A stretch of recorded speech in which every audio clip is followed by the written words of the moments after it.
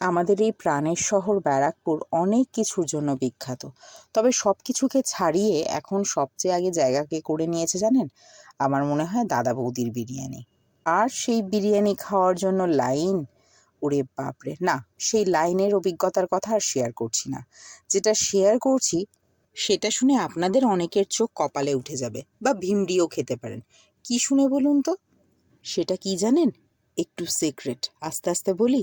দাদা বৌদির থেকে নাকি আমার তৈরি বিরিয়ানিটা সবচেয়ে বেশি ভালো। এনিওয়ে, নমস্কার বন্ধুরা, পিঙ্কির আহারের দরবারের আরেকটি নতুন পর্বে আপনাদের সকলকে স্বাগত জানাই। কথাটা শুনে আপনারা ঠিক আছেন তো? চলুন আমি আমার তৈরি বিরিয়ানিটা আপনাদের সাথে শেয়ার করি। এর জন্য আমি 1.5 কেজির মতো মাংস নিয়েছি, মানে চিকেন নিয়েছি। তো সেটাকে একটু বড় বড় সাইজ করেই কেটে নিয়েছি। এবং এর যে লেগ পিসগুলো দেখছেন, এগুলোতে কোনো রকম কোনো কাট লাগায়নি, কিন্তু তারপরেও দারুণ সেদ্ধ হয়ে যাবে। আচ্ছা, মাংসটাকে একটু সাইডে রাখলাম। এরপরে আমি আদা, রসুন আর কাঁচা লঙ্কার একটা পেস্ট বানিয়ে নেব। এখানে খুব বেশি পরিমাণে কিন্তু আদা দিইনি, মানে খুব একটু বেশি রিচ আমি করতে চাইছি না। তো দেখলেন যেরকমটা, ওর একটা পেস্ট বানিয়ে নেব। আর অন্যদিকে মাংসটাকে একটু ম্যারিনেট করে রাখার জন্য দিয়ে দিলাম স্বাদ মতো নুন, দিয়ে দেবো 1.5 চা চামচের মতো ধনে গুঁড়ো আর 1.5 চা চামচের মতো জিরে গুঁড়ো। আর দিয়ে দেব বেশ কিছুটা টক দই। এখানে আমি 3 থেকে 4 টেবিল চামচের মতো টক দই ব্যবহার করছি। যেহেতু মাংসটা একটু বেশি, সেই কারণে একটু বেশি পরিমাণেই টক দই দেব। তবে ধনে জিরের গুঁড়ো আমি খুব বেশি পরিমাণে কিন্তু ব্যবহার করছি না। আচ্ছা, যে পেস্টটা দেখালাম না, মানে যেটা দেখাইনি, শুধু মুখে বললাম, যে আদা রসুন আর কাঁচা লঙ্কার যে পেস্টটা, সেই পেস্টটা দিয়ে আমি ভালো করে মেখে নেব। তবে তার আগে দিয়ে দেবো একটু রিফাইন্ড অয়েল। রিফাইন্ড অয়েলটাই দেওয়ার চেষ্টা করবেন, সর্ষের তেল কিন্তু এখানে ব্যবহার করবেন না। এরপরে খুব ভালো করে এগুলো মিশিয়ে নেব, বা বলতে পারেন মাংসটাকে খুব ভালো করে মেখে নেব। এবারে ম্যারিনেট করতে তো রাখবই, তো তার আগে বলে দিই সময় কতটা। যত বেশি সময় রাখতে পারেন ততই ভালো, তো কম করে 1 ঘন্টা রাখতে পারলে তো বেশ ভালো হয়। তো আমি এটা ম্যারিনেট করে রেখে দেবো। অপরদিকে আমি যতটুকু আলু দেবো বলে ভেবেছি, আলুটাকে একটু সেদ্ধ করে নিয়েছি। খুব বেশি পরিমাণ সেদ্ধ করবেন না, আর একেবারে কমও করবেন না। তো সেদ্ধ করে তার মধ্যে দিয়ে দিলাম নুন আর একটু ফুড কালার। আপনারা চাইলে কিন্তু এখানে হলুদটাও দিতে পারেন, তবে যে সুন্দর কালারটা আসে না, সেটা ফুড কালারেই আসে। এই তেলটা দেখছেন, মানে নোংরা টাইপের একটা তেল, সাদা তেল অবশ্যই। এটাতে আমি বেরেস্তা করেছিলাম, সেটা আর আপনাদের সাথে শেয়ার করিনি, এমনি ভিডিওটা অনেক লম্বা হয়ে গেছে তো তাই। তো আর এই আলুগুলোকে একটু লাল লাল করে ভেজে নেব, সেটা আর দেখালাম না, এমনি অনেক লম্বা হয়ে গেছে ভিডিও। এখানে নিয়ে নিয়েছি বাসমতি চাল, এবং সেটাকেও ভালো করে ধুয়ে, বার কতক ধুয়ে অন্তত ঘন্টাখানেকের জন্য আমি ওটাকে ভিজিয়ে রেখে দিয়েছিলাম।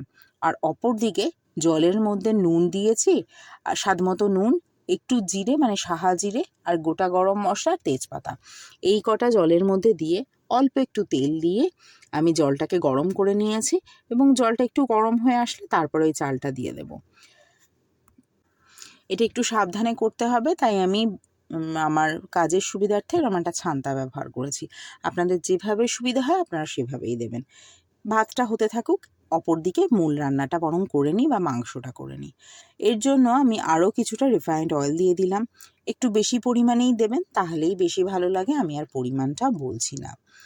ফোড়নের জন্য দিয়ে দেবো তেজপাতা, কিছুটা জিরে, জিরে মানে এখানে আমি 1 চা চামচের মতো জিরে দিয়েছি, আর কিছু গোটা গোটা গরম মশলা।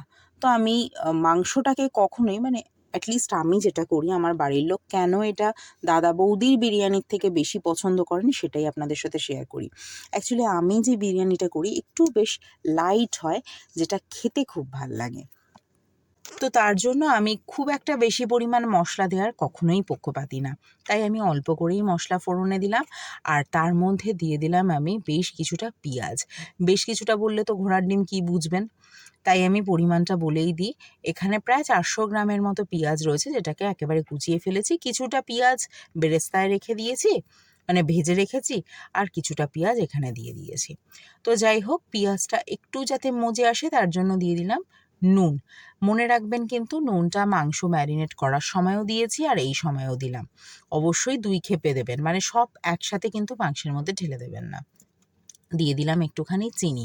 চিনিটা প্রথমে দিলেই ভালো হতো, কিন্তু এই সব সময় চিনিটাকে তেলের মধ্যে দেওয়ার কথা আমি ভুলে যাই। যাই হোক, পেঁয়াজটা একটু ভাজা ভাজা হয়ে গেলে তারপরে দিয়ে দেবো এবার মাংসটা।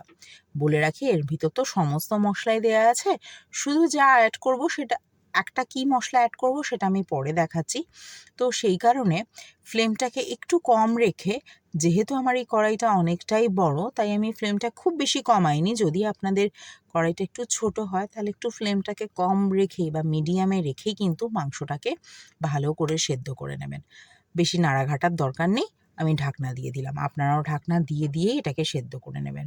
আর এই পাশে চালটা 90%-এর মতো সেদ্ধ হলেই যথেষ্ট। আমার চাল কিন্তু ভাত হয়ে গেছে এবং যেরকম টেক্সচার চেয়েছিলাম সেই রকমই এসে গেছে। এটা আমি উপর দিয়ে দিই।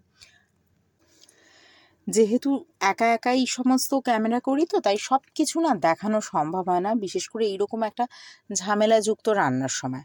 না, যতটা ঝামেলা বলছি ততটা না, যখন সবাই খেয়ে ভীষণ তৃপ্ত হন তখন আর এই ঝামেলাটাকে না ঝামেলা মনে হয় না। যাই হোক, আমি মাঝে মাঝেই ঢাকনাটা খুলে, মানে মাংসের ঢাকনাটা খুলে একটু সমস্ত কিছু নেড়ে দেবো। তবে ফ্লেমটাকে আমি কিন্তু মিডিয়ামেই রেখেছি। কিছুক্ষণ নাড়াচাড়া করার পর তারপরে দিয়ে দেবো বিরিয়ানি মশলা। অবশ্যই দিয়ে দেবেন বিরিয়ানি মশলা। এই মশলাটা আমার কেনা বিরিয়ানি মশলা, সরি, এই মশলাটা আমার বাড়িতে বানানো বিরিয়ানি মশলা। আপনারা চাইলে কেনা মশলাও ব্যবহার করতে পারেন, তবে সবসময় সাজেস্ট করব বাড়িতে যখন এত ঝামেলা করে বিরিয়ানি বানাবেনই তখন বাড়িতে তৈরি মশলা দিয়েই বানাবেন। আমি না হয় অন্য একটা দিন শেয়ার করব কিভাবে আমি বিরিয়ানি মশলা বানাচ্ছি। দাঁড়ান, আবার একটু ঢেকে দিলাম, ঢেকে দিয়ে মাংসটাকে হতে দিলাম। তো এইভাবে আমি অনেকক্ষণ ধরে কিন্তু মাংসটাকে কষিয়ে নিয়েছি। অলমোস্ট মাংসটা যখন প্রায় সেদ্ধ হয়ে যাবে, অলমোস্ট মানে ধরুন 70 থেকে 80 ভাগ বা 70 ভাগ, তখন আমি দিয়ে দেবো একটু দুধ। দুধটা অবশ্যই একটু গরম করেই দেবেন, নাহলে কিন্তু দুধ কেটে যাওয়ার সমূহ সম্ভাবনা থাকে। তো যাই হোক, দুধটা দিয়ে এবারে আবারও একটু ঢেকে দিলাম। এবারে বাদবাকি অংশটুকু, মানে যে ধরুন 70 ভাগ আমি করে নিয়েছি, বাদবাকি 30 ভাগও এইভাবে আমি একটু সেদ্ধ করে নেব। আচ্ছা, এখানে একটা ছোট্ট টিপস না, ছোট্ট কথা শেয়ার করি। আপনারা চাইলে কিন্তু দুধটা আরেকটু বেশি পরিমাণে দিতে পারেন। আমার মাংস কিন্তু শেষ। চলুন এবার লেয়ার করার জন্য কি কি করতে হবে সেটা দেখিয়ে দিই।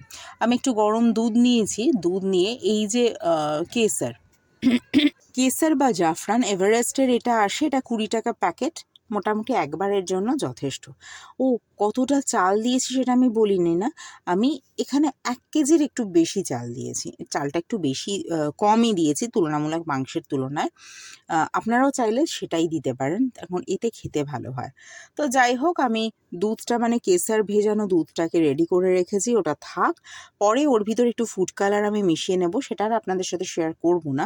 তা আমি হাঁড়িতে ভালো করে একটু ঘি মাখিয়ে নিয়েছি, নিয়ে এবার যেরকমভাবে বিরিয়ানির লেয়ারটা বানায় সেরকমভাবে বানিয়ে নেব। প্রথমে আলু, কিছুটা মাংস, তারপরে তার একটু গ্রেভি, এইভাবেই কিন্তু আমি এগুলো অ্যারেঞ্জ করব বা লেয়ারগুলো অ্যারেঞ্জ করব। আসলে আমার তৈরি বিরিয়ানিটা সবার কেন পছন্দ একটু বলি, মানে আমাদের বাড়ির লোকের কেন পছন্দ, ইনফ্যাক্ট আমারও কেন পছন্দ বলবো। কেননা বিশেষ করে কেনা বিরিয়ানিগুলো কি হয়, এরা মাংসটা নিচেই একেবারে কষায়, তো কষিয়ে তার মধ্যে জল দিয়ে, পরিমাণ মতো জল দিয়ে তার উপরে ভাতের লেয়ারটা দেন। তো সে কারণে কি হয়, পুরো মাংসের যে গ্রেভি সমেত মাংসটা পুরো নিচের লেয়ারে চলে যায়। তো যার ফলে যতই মেশান না কেন, একটা সার্টেন টাইমের পর সমস্ত মশলাপাতিগুলো যেন মনে হয় এক জায়গায় চলে গেছে। আমার মনে হয় আমার বাড়ির লোকের বা ইনক্লুডিং মি, আমার আমার নিজের বিরিয়ানিটা এই কারণেই বেশি ভাল লাগে যে সব জায়গায় একটু হালকা পরিমাণ মশলাই থাকে তাই। যাই হোক, এখন আপনি বলবেন গায়ে মানে না, আপনি মোড়ল, তোমার অবস্থা হয়েছে তাই, কে কি বললো কি না বললো তা না জেনে শুনে তুমি নাকি দাদা বৌদির থেকে বিরিয়ানি বেশি ভালো করো। আরে বাবা, আপনারা নিজেরাও একবার করে দেখুন না, দেখুন না দাদা বৌদির বিরিয়ানির থেকে আপনাদের তৈরি বাড়িতে বিরিয়ানিটা বেশি ভালো হয় কিনা। কথা দিলাম বেশি ভালো হবে।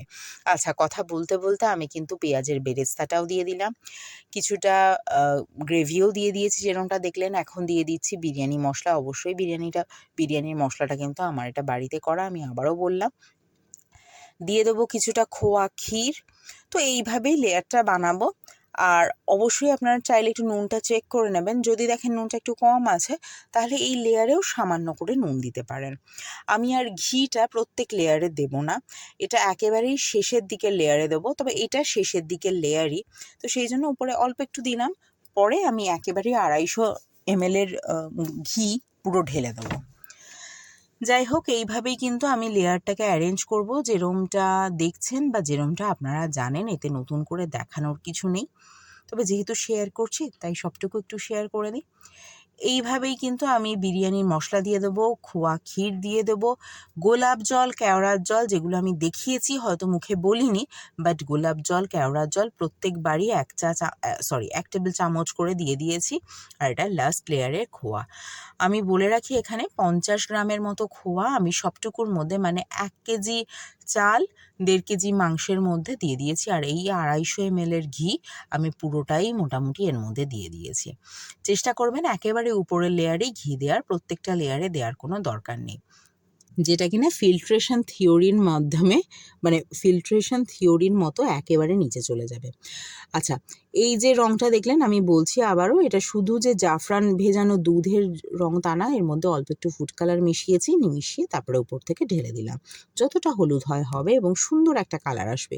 দিয়ে দেবো ঠিক গুনে গুনে 3 ফোঁটার মতো মিঠা আতর, এর থেকে বেশি দেবেন না, চাইলে 1 ফোঁটা কম দিতে পারেন, কিন্তু এর থেকে বেশি দেবেন না।